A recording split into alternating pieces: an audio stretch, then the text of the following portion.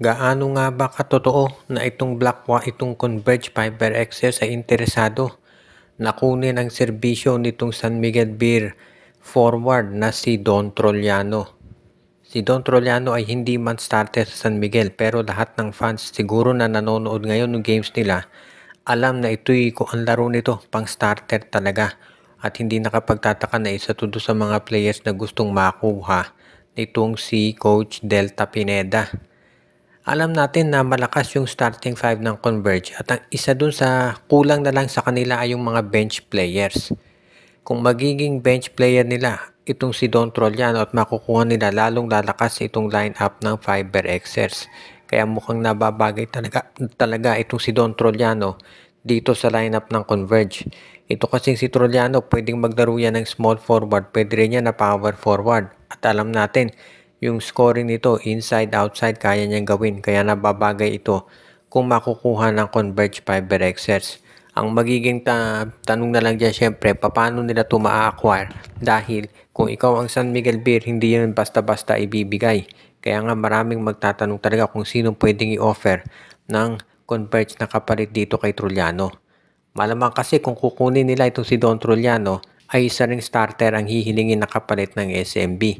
O baka draft pick. So yan yung pag-uusapan sigurado nitong si Coach Delta Pineda pati na ng management. Ang maliwanag dito, kung si Don Trollano ay mapupunta dito sa Converge Fiber Xers, magiging isa talaga sila doon sa mga instant championship contenders. Talaga niyang kalaki ang maiambag nitong si Trollano dito sa kampanya ng Converge kung siya nga ay dyan mapunta. Kaya sigurado tayo na maraming mga teams ang magkaka-interest ngayon dito kay Don Trollano, hindi lang itong Converge Fiber Xers dito. Napag-uusapan yung mga interesting na free agents. Ito si Greg Stotter, kaya may chance pang bumalik dito sa Barangay Ginebra. Si Greg Stotter ngayon ay nababanggit at nauugnay ang pangalan sa iba't ibang mga team sa PBA. So pwede kaya na itong si Stotter ay mapunta naman dito sa team kung saan siya nagsimula, dito sa Barangay Ginebra. Dahil ang Ginebra ngayon nangangailangan ng sentro, at mukhang bagay talaga dyan na makuha nila itong si Greg Slaughter kung sakasakali. Kaya maraming naniniwala na itong si Slaughter ay magiging isang asset pa rin dito sa Barangay Ginebra kung sakasakali na mapunta siya dyan. Dahil syempre itong Ginebra, pamilya na si Slaughter doon sa sistema nila.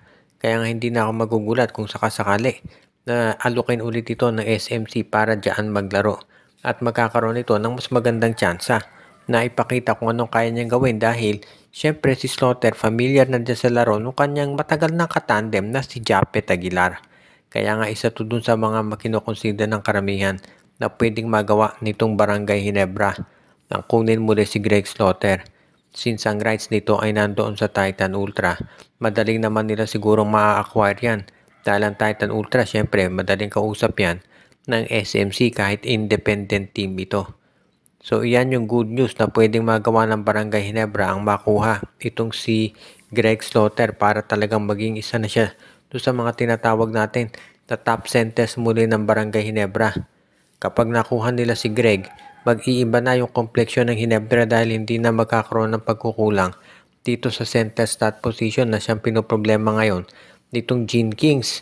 Kaya nga malaking bagay talaga literally si Greg Slaughter kung ito ay mapupunta sa Barangay Ginebra at mabibigyan ng pagkakataon na ipakita kung ano ang kaya niyang gawin para dito sa kanilang roster. Sa panig naman nitong San Miguel Beermen ay isa doon sa mga players na posible na kunin nila para lumakas yung kanilang point guard position ay itong si Dalf Panopio. Pwedeng ipalit ng San Miguel Beer itong kanilang rookie guard na si Chris Miller at isang draft pick para dito kay Panopio. Isa to doon sa mga pwedeng gawin ng San Miguel Beer para ma-address yung kahinaan nila pagdating dito sa point guard, dahil nakikita nyo naman na hindi consistent maglaro si Chris Ross at Wami Tiongson.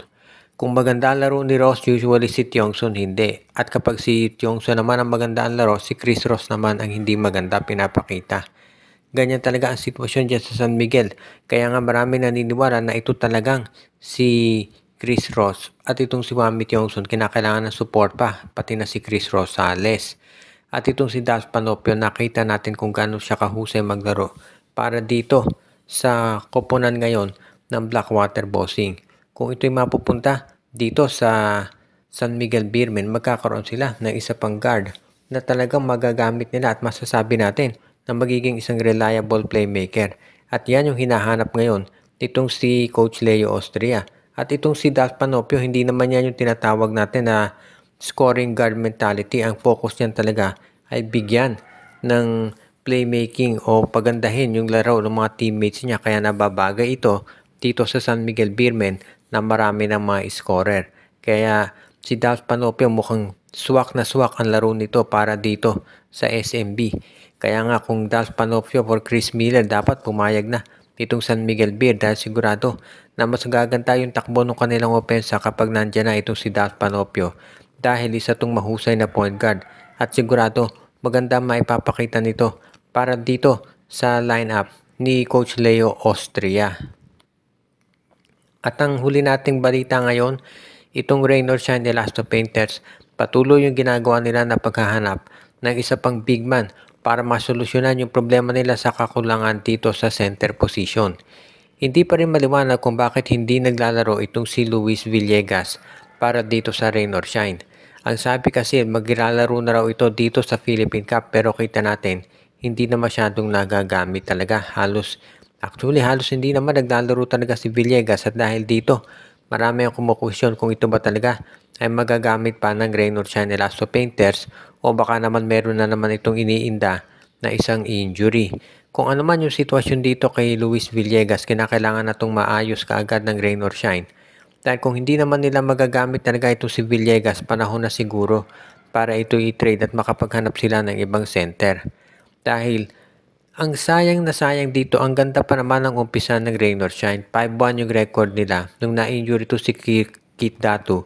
At pag nagkatapos itong ma-injury, immediately nakita natin ang naging epekto. Natambakan sila nitong NLEX Road Warriors. At itong NLEX hindi naman kalakihang team yan. So ano pa kaya kung makaharap nila itong katulad ng San Miguel na may Junmar Fajardo. Kaya isa ito dito sa mga problemahin talaga nitong si Coach Yeng Giao. Kaya nga as much as possible dapat talaga makahanap na sila ng isang center na pwedeng magamit para naman yung pagkukulang dito sa pagkawala ni Keith Datu ay mapunuan nila as soon as possible. Dahil kinakailangan talaga itong gawin ditong Rain or Shine Elasto Painters para naman sila ay maging mas championship ready. Dahil sa ngayon, sa sunod-sunod na semifinals ng ROS, ang goal na lang talaga ngayon ay makaabot na sa finals. At yung injury kay Keith Datu talagang sabi nga nila sobrang sama nung naging timing nito sa Ross. At bago tayo magwakas ay batiin na natin yung ating mga taga-subaybay katulad nila Mondi Guzman, si Anthony Adon, pati na rin si Jervin Chris, si Katsakino Dukusin, si Malyari Mascarinas, si Ireneo Salangsang, si Enju, si Dexter Domer, si Michael T, si Edwin Carmona Jr., at pati na rin si Ronald Perbosidad at yung iba pa.